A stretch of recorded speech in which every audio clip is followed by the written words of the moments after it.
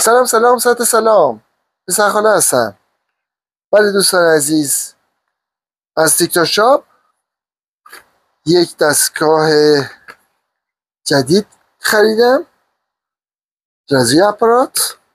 این میتونی هم ریشتون رو بزنید هم موهاتون رو کوتاه کنید.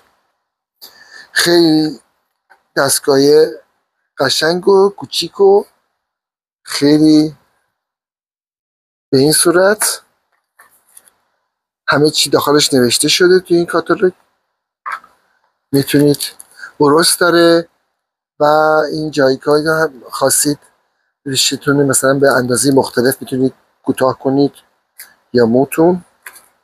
یک روغن هم برای گذاشته برای تمیز کردن.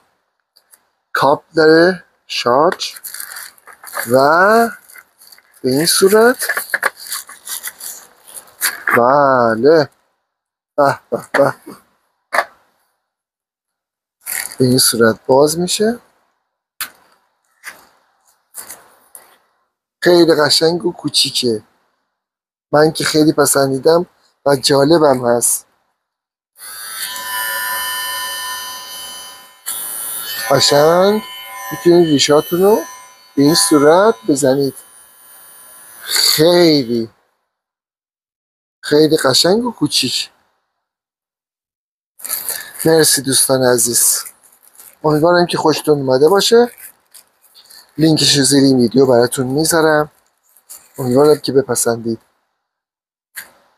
تا ویدیو بعدی، خدا نگهدار.